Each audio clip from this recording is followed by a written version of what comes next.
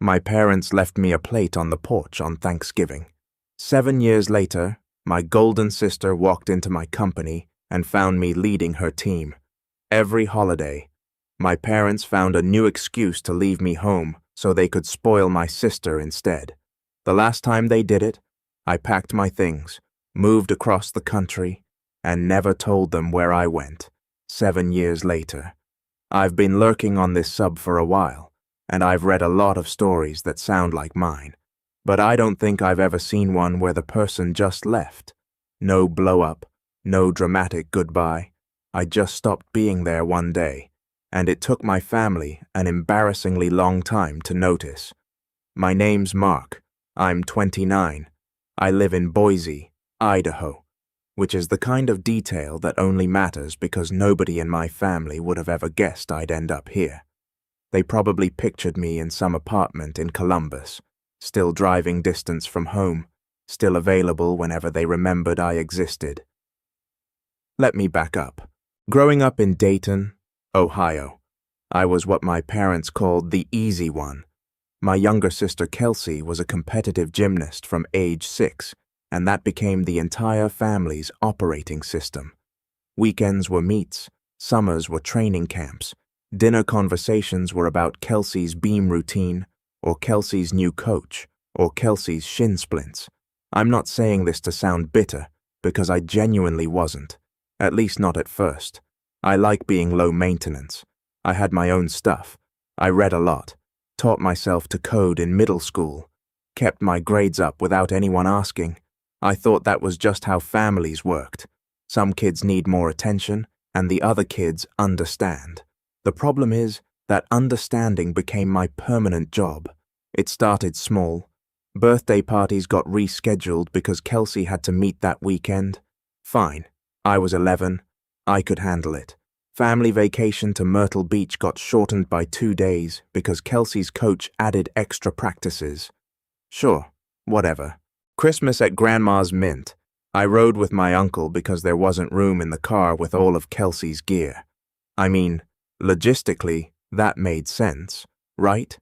But then Kelsey quit gymnastics at 16, and nothing changed. That's the part that messed with me. I told myself for years that the imbalance was situational. Kelsey had this demanding thing, and once it was over, things would even out. But they didn't. The gravitational pull just shifted to whatever Kelsey's current situation was. Her first boyfriend, her college applications, her roommate drama, her changing majors 3 times, every holiday, every family gathering. There was always a reason why things had to revolve around her, and there was always a reason why I could be flexible about it. Thanksgiving, my freshman year of college, Mom called and said Kelsey was having a hard time adjusting, so they were going to do a small dinner. Just the 3 of them. You understand, right? I understood.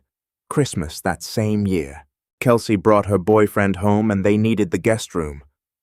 So, could I sleep on the couch? I could. Spring break. They planned a trip to Hilton Head and didn't mention it to me until Kelsey posted photos on Instagram. When I asked, Mom said, "Oh, honey, we only had 3 plane tickets. Kelsey needed to get away. You see the pattern? I saw it, too." Eventually. The one that broke me was Thanksgiving when I was 22. I'd driven 4 hours from Columbus where I was working my first real job after graduating. I'd requested the time off 2 months in advance. I told my mom I was coming. She said great. She was making her cornbread stuffing. The whole thing. I pulled into the driveway at 2:00 in the afternoon, and the front door was locked. Not unusual by itself, but when I tried my key, it didn't work. They'd changed the locks over the summer, and nobody had thought to mention it to me, or give me a new key. I stood on that porch for about 3 minutes, feeling like an idiot, and then my phone buzzed. It was a text from my mum. "Hey, sweetie, Kelsey's boyfriend Tyler is joining us this year, and she's been really anxious about the space. We didn't want to make things awkward." Dad and I talked about it, and we thought it would be easier if you sat this one out. I made you a plate, though. It's by the door. I looked down. There was a Tupperware container sitting on the welcome mat. It had a sticky note on it that said, "Happy Thanksgiving. M," with a little smiley face. I stood there looking at that Tupperware for a long time. I could hear them inside laughing. I could smell the cornbread stuffing through the window. I picked up the container, walked to my car, and drove 4 hours back to Columbus. I didn't eat the food. I kept the Tupperware, though I still have it. That was 7 years ago. Here's what I did next, and I need you to understand that this wasn't impulsive. I didn't rage quit my family. I just quietly stopped participating. I didn't renew my apartment lease. I had my mail forwarded to a P.O. box. I changed my phone number. I'd already been working remotely for a tech company based in Seattle, so my job came with me. I picked Boise because it was affordable, because it was beautiful, and because absolutely nobody I knew had any connection to it. I didn't leave a note. I didn't send a text. I didn't block them right away.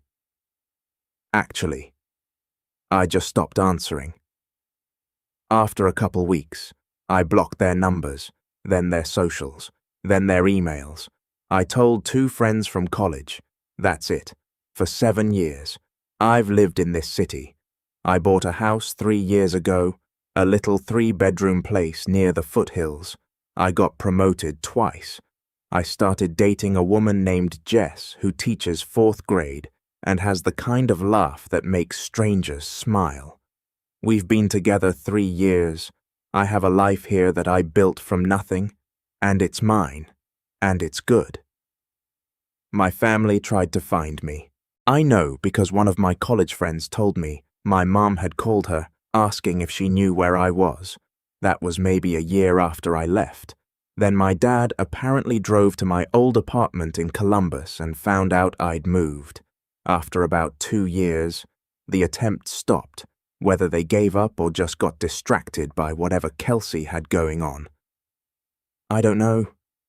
I thought that chapter was closed.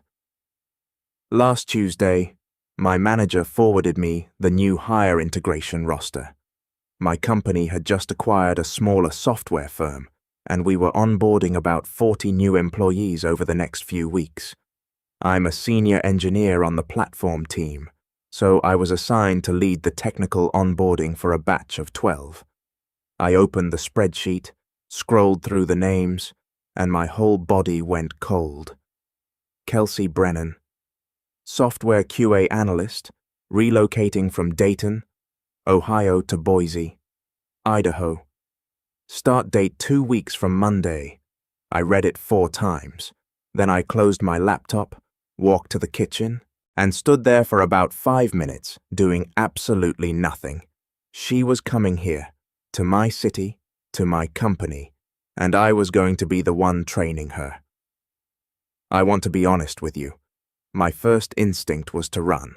Not literally, but the thought process started immediately. I could ask to be taken off the integration team. I could transfer to a different department. I could find another job entirely. 7 years of building a life, and my brain's first suggestion was to burn it all down again just to avoid being in the same room as my sister. That scared me more than seeing her name on the roster. Just got home around 4:30 that afternoon. She teaches at a school about 10 minutes from our place, and she usually walks through the door already talking about whatever ridiculous thing one of her students said that day. This time she found me sitting on the couch, holding an open laptop and staring at the wall. "Okay," she said, setting her bag down slowly. That's not a normal face. My sister is starting at my company in 2 weeks. Just knew about my family. She knew the broad strokes, the favoritism, the years of being pushed aside, the fact that I'd cut contact and moved across the country, but I'd always kept the details vague. I'd said things like, "It just got to a point where I had to go," and she'd respected that, never pushed. It was one of the things I loved about her. Honestly, she trusted me to share when I was ready.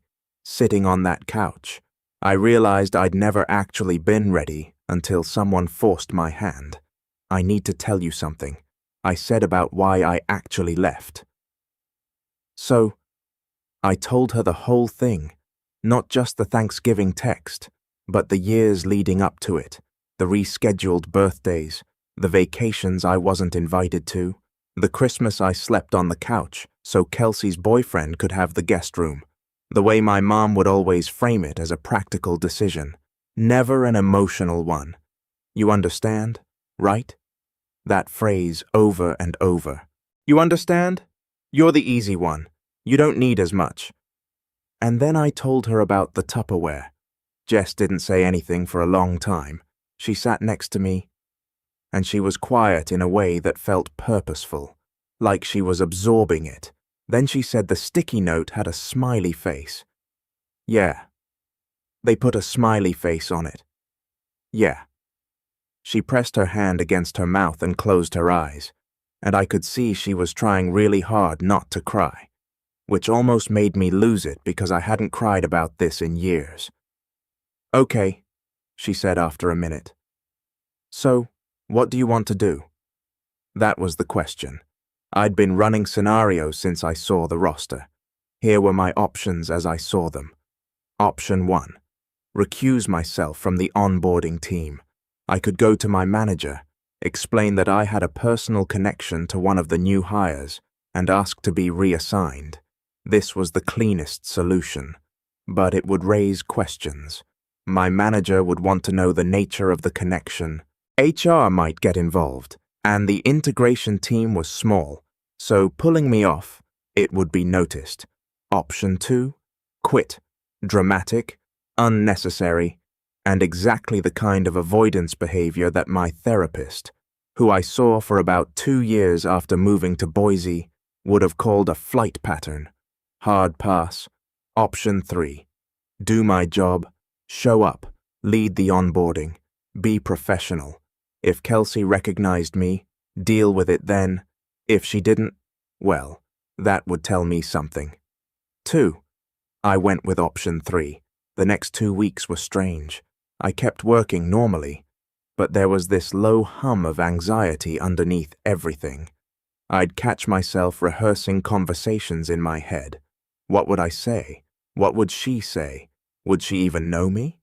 I'd changed a lot in 7 years. I'd filled out, grown a beard, started dressing like someone who actually cared about what he wore. The last time Kelsey saw me, I was a 22-year-old in cargo shorts driving a 12-year-old Civic. Jess was amazing through all of it. She didn't try to fix anything or tell me what to do. She just kept asking the right questions. What outcome would make you feel okay? That one stuck with me. Not what outcome would be best or what outcome would be fair, but what would make me feel okay. I thought about it for days.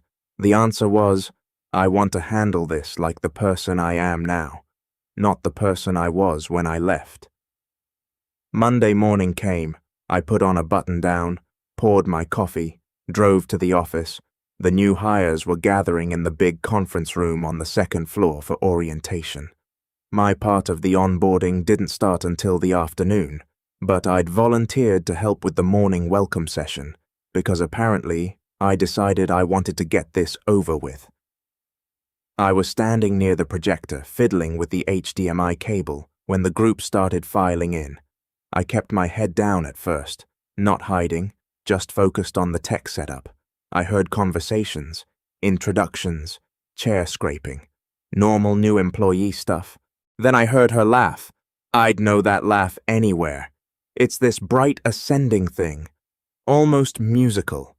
Kelsey always laughed like she was performing for an audience, even when the joke wasn't that funny. I used to find it charming when I was a kid. Later, it just sounded calculated, like she'd figured out that people liked her more when she laughed that way. I looked up. She was standing about 15 feet away, chatting with another new hirer, holding a coffee cup with both hands. Her hair was shorter than I remembered, cut to her shoulders, and she was wearing one of those smart casual blazers that says, "I'm taking this seriously, but I'm also approachable." She looked good, grown up. She looked like an adult, which was stupid to think because she was 27, but in my memory, she was permanently 20 and oblivious. I turned back to the projector, got the cable connected, tested the slides. My hands were steady. I felt eerily calm. Actually, like that quiet right before you jump into cold water when your body has already committed. Even though your brain hasn't caught up, the orientation leader called everyone to sit down. I moved to the side of the room, leaning against the wall with my arms crossed, standard posture for the senior staff who were there to observe and answer questions. Kelsey sat in the second row. She was looking at her phone, scrolling, half smiling at something. Then the orientation leader started introducing the department leads who were in the room, and over here we have Mark Brennan, senior engineer on our platform team. Mark's going to be leading your technical onboarding sessions starting this afternoon, so you'll be seeing a lot of him. Kelsey's head came up, not fast, not dramatic, just a slow, confused lift like she'd heard something that didn't belong. Her eyes found me. I watched it happen in stages. Confusion, recognition, then something I wasn't expecting, which was fear, not the startled kind. The kind where your face goes completely blank because your brain is refusing to process what it's seeing. I gave a small wave to the room, looking forward to working with all of you. Kelsey didn't wave back. She didn't move. She just sat there with her coffee cup frozen halfway to her mouth, staring at me like I'd walked out of a wall. The orientation continued. I stayed against the wall. Kelsey stayed in her seat. Neither of us said a word, but I could see her hands shaking. She caught me in the hallway during the lunch break. I was heading to the break room, and she stepped out of a doorway like she'd been waiting, which she probably had. Her face was doing that thing it always did when she wanted something. This careful arrangement of vulnerability that was supposed to make you feel like protecting her. I'd seen it 1,000 times growing up. Directed at Dad, at teachers, at coaches, at boyfriends. Never at me. Actually, I'd never been important enough to perform for Mark. Her voice cracked on it. "Oh my God! Mark, hey, Kelsey. What are you? You're here. You've been here 7 years, give or take." She stepped forward like she was going to hug me, and I took a small step back. Not aggressive, just enough. She stopped. "Mark, we've been looking for you. Mom and Dad. We didn't know where you went. We thought something happened to you. I'm fine. I've been fine. You just disappeared. Do you understand how scared we were?" I looked at her for a moment. I wanted to ask how long that fear had lasted. A month? 6 months? At what point did scared become inconvenienced and then become nothing? But this was work. We were standing in a hallway with fluorescent lights and motivational posters, and there were people 20 feet away eating leftover pasta. "This isn't really the place for this conversation," I said. "Then when? Where?" "Mark, you're my brother, and right now, I'm your onboarding lead. The technical session starts at 1:30. Conference room B." I walked past her. She didn't follow. Here's where I need to be honest with myself and with you. That felt terrible. Not because I was being cruel, because I don't think I was, but because there was a version of me that wanted to break down in that hallway and tell her everything, and cry and have her say she was sorry and mean it. That version of me was maybe 14 years old and still believed that if he just explained things clearly enough, his family would get it. I'm not 14 anymore, and explaining had never worked. The afternoon onboarding went fine. I led the session, walked the new hires through our code base architecture, answered questions, kept things moving, Kelsey sat in the back and didn't ask a single question. She watched me the whole time with this expression I couldn't quite decode. It wasn't angry. It might have been awe, which sounds arrogant, but I think she was seeing me in a way she'd never bothered to before. I was competent. I was respected. People in that room deferred to me. I don't think she'd ever seen me as someone who mattered in a room. After the session, I went home and told Jess everything. She listened, then asked her perfect question again. What outcome would make you feel okay? I want to do my job and not have my family blow up my life again. Do you think Kelsey's going to call your parents? I hadn't even considered the possibility that she wouldn't. 2 days later, I started getting calls from a number I didn't recognize. Ohio area code. They came in clusters, 3 or 4 within an hour. Then nothing for a while. Then another burst. I didn't answer. No voicemails at first, which told me it was probably Dad. Mom would have left a message immediately. Something long and emotional and strategically designed to make me call back. Dad would just keep redialing because in his mind, persistence was the same as effort. On the 3rd day, a voicemail finally came through. It was, Mom, Mark, baby, it's your mother. Kelsey told us where you are. We are so relieved. We've been worried about you for so many years. Please call us back. We just want to hear your voice. We love you so much. I played it once, then deleted it. At work. I kept things strictly professional with Kelsey. I answered her technical questions the same way I answered everyone else's. When she lingered after sessions, I found reasons to be somewhere else. It wasn't hard. I'm a senior engineer with actual responsibilities. I didn't need to manufacture excuses. But Kelsey started doing something I hadn't anticipated. She started telling people, not everyone, not loudly, but in that way where information travels through an office like weather, a comment here, a casual mention there. Within a week, it felt like half the office knew. People would glance at me and Kelsey in meetings. Someone in marketing asked me if we were planning a family reunion. A developer made a joke about nepotism that I shut down because whatever my personal feelings were, that kind of thing was unprofessional. Kelsey, meanwhile, was leaning into the narrative. I heard from a colleague that she'd been describing our situation to people as a heartwarming coincidence, like the universe had brought us back together. She was framing herself as the devoted sister who'd finally found her lost brother. I want you to think about that for a second. She'd been part of a family that left a Tupperware container on the porch instead of letting me in for Thanksgiving. And now she was telling strangers that finding me was a miracle. The phone calls from Ohio kept coming. I kept not answering. Jess and I talked about it most evenings, and she said something one night that stuck. They're going to show up. You know that, right? People who feel entitled to access don't stop at phone calls. She was right. I knew she was right. I just didn't think it would happen so fast. It was a Thursday. I'd had a long day, the kind where you're in back-to-back meetings and by 5:00, your brain feels like it's been microwaved. Jess and I were planning to make tacos and watch something dumb on TV. Normal evening, a good evening. I pulled into my driveway at 5:15, and there was a car I didn't recognize parked on the street in front of my house. Silver Hyundai with Ohio plates. I sat in my truck for a moment, engine still running, and watched 2 figures shift in the front seats.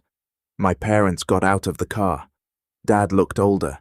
His hair had gone fully grey, and he'd lost weight in a way that made his clothes hang wrong. Mom looked almost the same, which was somehow worse. Same cardigan she'd worn my entire life, purse clutched against her chest like a shield. I turned off the engine and got out. Mark. Mom took a step forward. Oh, thank God. How did you get this address? Kelsey looked you up in the company directory. She was trying to help. Of course, she was. You can't be here, I said. I didn't invite you. I didn't give you my address. Mark, were your parents. Dad's voice was deeper than I remembered. We've been worried sick. 7 years. I was alive, living my life. The one I built after you made it clear I wasn't part of yours. That's not fair, Mom said, and her voice had that tremble in it, the one that used to make me fold every single time. We never said you weren't part of this family. You didn't have to say it. Mom, you just had to keep showing me. Can we please come inside? She asked. Can we just sit down and talk? The front door opened behind me. Jess stepped onto the porch. Everything okay out here? She asked, casual calm, but I could hear the steel underneath it. My parents looked at her, then at me. This is Jess, I said. My girlfriend. She lives here. Mum's face cycled through about 4 expressions. You have a girlfriend? A home? Mark, why didn't you? We could have what? Mom? She didn't finish the sentence. Jess walked down the steps and stood next to me. She didn't make a show of it. She was just present. It's getting late, Jess said to my parents. If Mark wants to have a conversation with you, he'll let you know when and where. But tonight, isn't it? Dad's face reddened. With all due respect, this is a family matter. Then Mark will handle it as family, but you're standing in our driveway without an invitation. So tonight, I'm handling it as a homeowner. I looked at Jess. I looked at my parents. She's right, I said. You need to go. If I want to talk, I'll reach out. Mom started crying. Dad put his hand on her back and steered her toward the car. He didn't look at me as he opened her door, before he got in on his side. He turned back. We're staying at the Hampton and off Eagle Road, room 214. In case you change your mind, they drove away. I stood in my driveway for a long time after the taillights disappeared. Jess waited beside me. Tacos, she finally said. Yeah, I said. Tacos. I didn't sleep that night. Jess drifted off around 11:00, and I lay there running the same loop, the look on Mom's face, Dad's voice, the way they stared at my house like they were seeing proof I existed and couldn't process it. The part that worried me wasn't the guilt, it was the absence of it. I'd watched my mother cry in my driveway, and my primary emotion was annoyance. I'd gotten so good at not needing them that their pain didn't break me the way it probably should have. Around 6:00, I got up and made coffee. Jess found me at the kitchen table an hour later. You're going to go talk to them, she said. Not a question. I think I have to. Not for them. For me. If I don't say what I need to say, they're going to keep showing up. They'll make it a campaign. Do you want me to come? No, but thank you. I drove to the Hampton Inn, room 214. I knocked.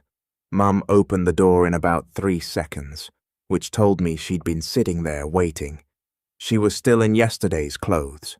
Dad was at the small desk by the window, holding a styrofoam cup of coffee, 2 suitcases open, but barely unpacked. Mark. Mum reached for me. I stepped inside, but didn't let her hug me. I pulled the desk chair into the middle of the room and sat down. Mum perched on the edge of the bed. Dad stayed where he was. Okay, I said. Let's talk. But I need you to actually listen because I'm only going to say this once. We're listening. Mum said, No. You're waiting for a pause so you can say your piece. That's different. I need you to actually hear me. Dad set his coffee down. Go ahead, son. I took a breath. I didn't leave because of one thing.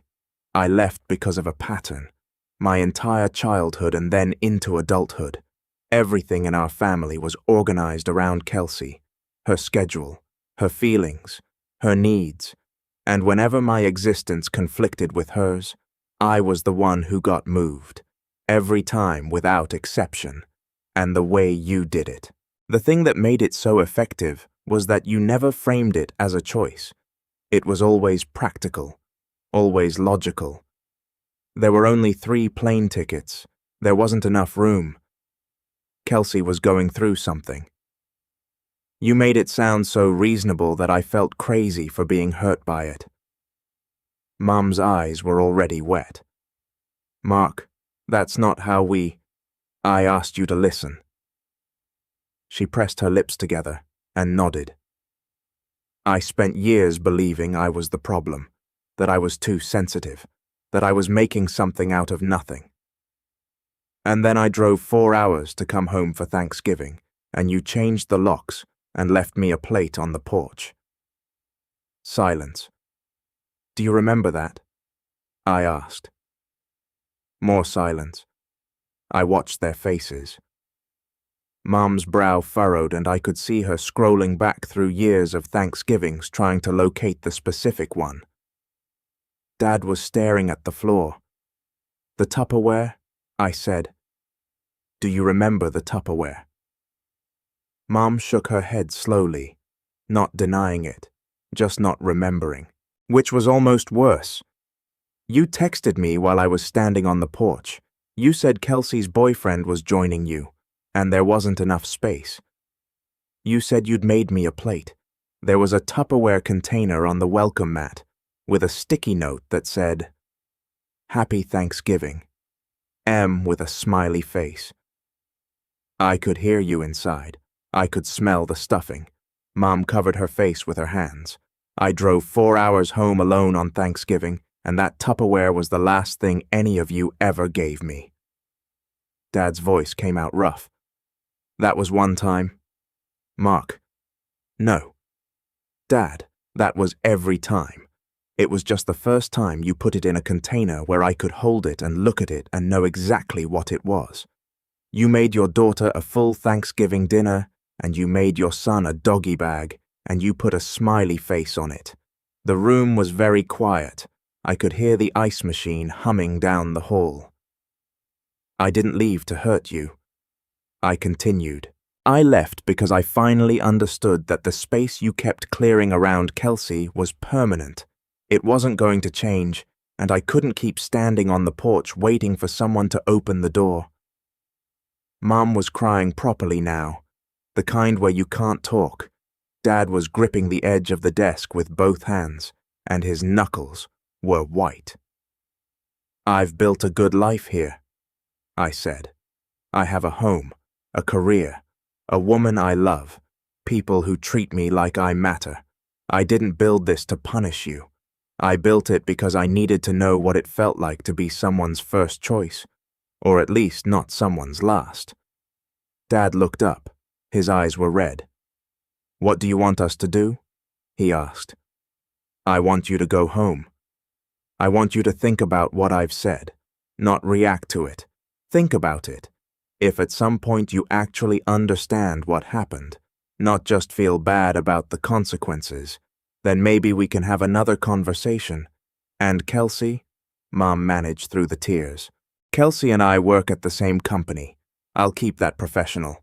But she's not my sister right now. She's a colleague, and she needs to respect that. I stood up. Mum reached for my hand and I let her hold it for a moment. Her fingers were cold. I love you, Mark. She said, I know that doesn't fix anything, but I do. I know you do. Mum, I think that's what made it so confusing. I left. I drove to work. I sat in the parking lot for 10 minutes with my forehead against the steering wheel, and then I went inside and did my job. What I didn't know was that while I was at the Hampton Inn, Kelsey had been busy. I found out at 2:15 that afternoon when I got a message from HR asking me to come to a meeting at 3:00. The subject line said, Workplace Concern Confidential. I knew immediately. The HR coordinator, Patricia, was waiting in a conference room on the third floor. Laptop open, legal pad with notes already on it, box of tissues on the table. "Mark, thanks for coming in. This is informal. Nobody's in trouble." "Sure." "A new employee has raised a concern about your conduct during onboarding. She says you have a pre-existing personal relationship and that it's causing you to treat her differently. Specifically, she's described you as cold and dismissive." I nodded. I prepared for a version of this, though I'd hoped it wouldn't come. "The employee is my sister," I said, "Kelsey Brennan. I should have disclosed that relationship when I saw her name on the integration roster, and I didn't. That's on me. I apologize for that." Patricia's eyebrows went up slightly. She'd been expecting me to deny or deflect. "Can you tell me about the nature of your personal relationship and why it might be affecting workplace dynamics? My sister and I have been estranged for 7 years. Her hiring here was a coincidence. I chose to remain professional and treat her like every other new hire. If she's reading professional distance as coldness, I understand her perspective. But I haven't treated her differently from anyone on the team." "Have other team members observed this? You're welcome to ask them."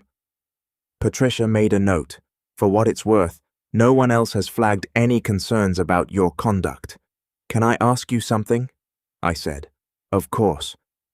"Did Kelsey mention why we've been estranged?" Patricia hesitated. "She said it was a family misunderstanding that you'd blown out of proportion." I let that sit in the air between us.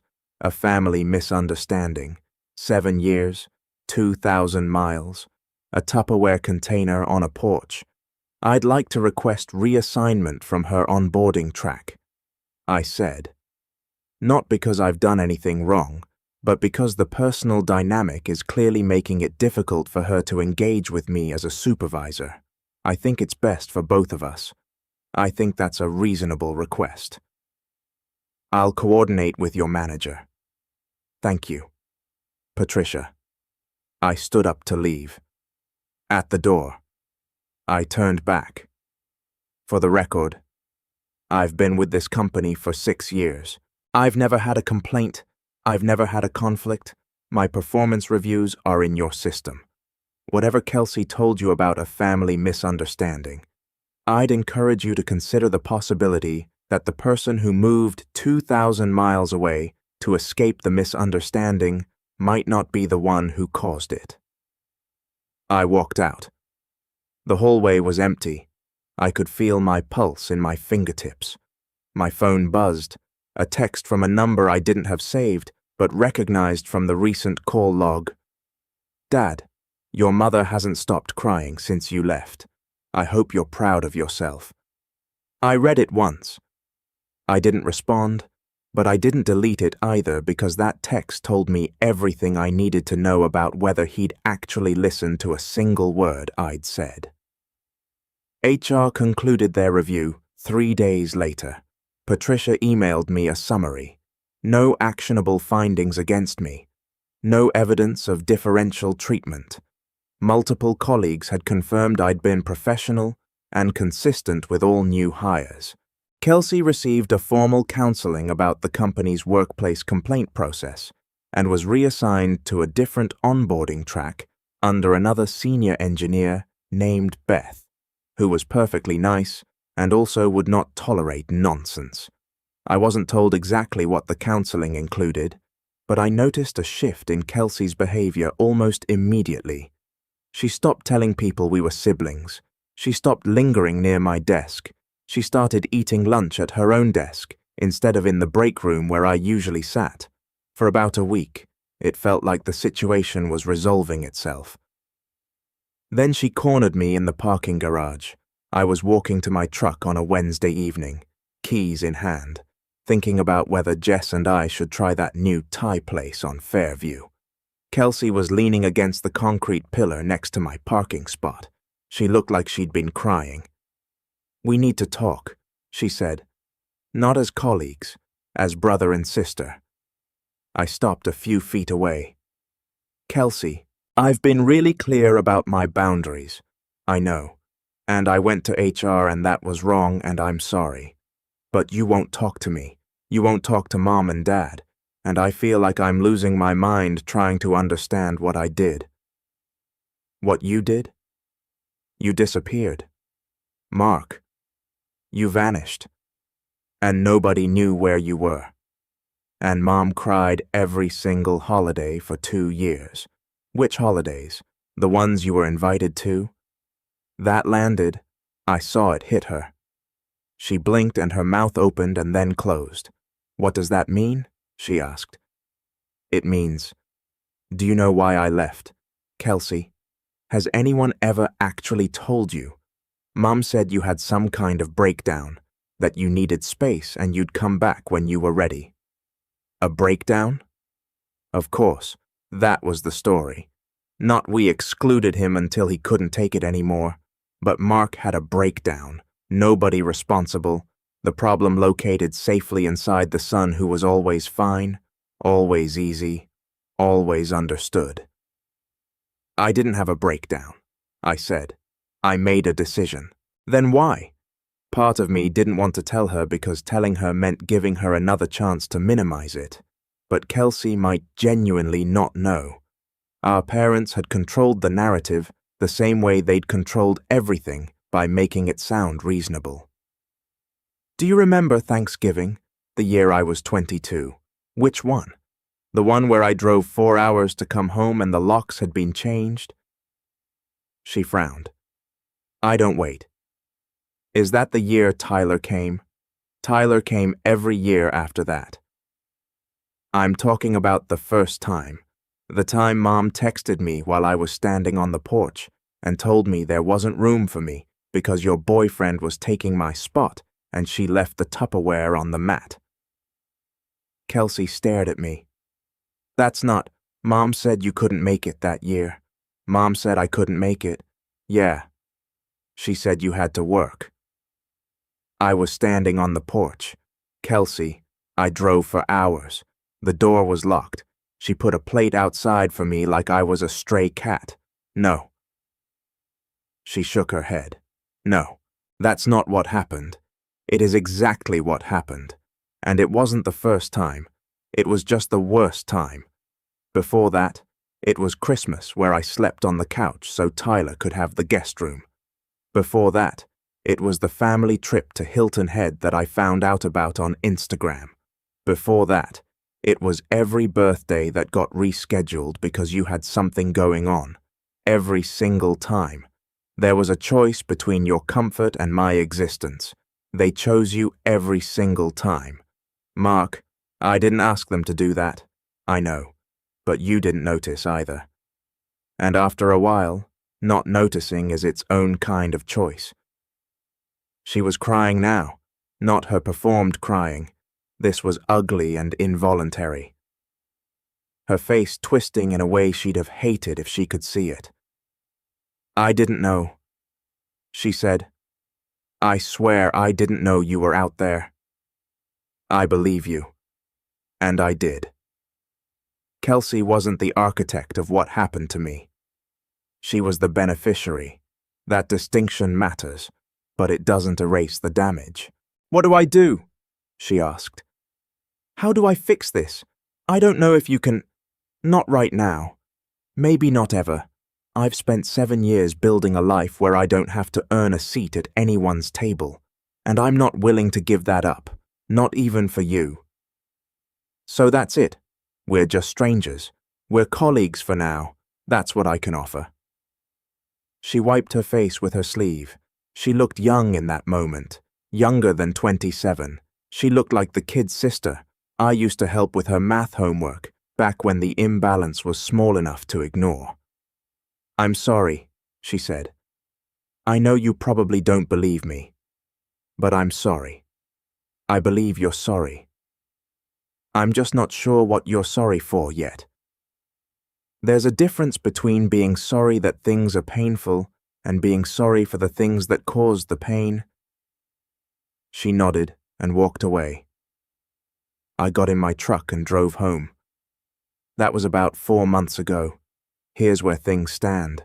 Kelsey transferred to the company's Portland office about 6 weeks after that conversation. Her last day in Boise, she came by my desk, said goodbye, and asked if she could hug me. I let her. It was brief and stiff, and it smelled like the same shampoo she'd used since high school, and it almost broke me. We don't text. We don't call. She sent me a LinkedIn connection request, and I accepted it, which felt like the right amount of contact for where we are. My parents went back to Ohio the day after I visited them at the hotel. Dad's text about Mom crying was the last thing he sent. For about a month, nothing. Then in November, a letter arrived. Actual paper in an envelope with a stamp. Mom's handwriting. It was 3 pages. I won't share all of it because some things should stay private, even in a Reddit post. But there was one part I'll tell you about. She wrote about the Tupperware. She said that after I told them about it at the hotel, she went home and went through the kitchen cabinets looking for the container, even though obviously it wasn't there, because I'd taken it. She said she found the shelf where she kept that set, and there was a gap where one was missing, and she sat on the kitchen floor and cried because the gap had been there for 7 years, and she'd never noticed. She said she was sorry. She'd started seeing a therapist. Dad was resistant, but she was working on him. She didn't expect a reply, but she wanted me to know that she heard me and that the Tupperware on the porch was the worst thing she'd ever done as a mother. I read the letter twice. I put it in a drawer. I haven't written back. I don't know if I will.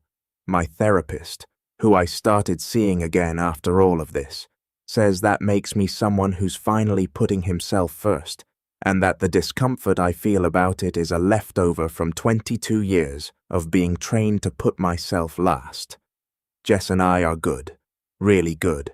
She told me the other night that she was proud of me, and I asked her what for, and she said, for not pretending it doesn't matter, and for not pretending it matters more than it does. I'm going to marry that woman someday. The Tupperware is in our kitchen top shelf, behind the mixing bowls. I don't look at it often, but I know it's there. Jess asked me once why I kept it, and I said I wasn't sure, but I think I am sure now. I keep it because it's proof, not proof that my family treated me badly. I don't need a plastic container to know that. Proof that I survived it. Proof that I picked it up off a porch in Ohio and carried it 2,000 m to a life where a plate on the doorstep it is unthinkable, where the door is always open, where there's always room. I keep it because it reminds me where I started, and I keep it because every time I see it tucked behind the mixing bowls in a kitchen I own, in a house I bought, in a life I chose, I know exactly how far I've come. If you've read this far, thanks for sticking with me. 7 years of not telling this story, and it felt good to finally get it out. If any of this sounds familiar, if you're standing on someone's porch right now, waiting for a door that's never going to open, I want you to know you can walk away.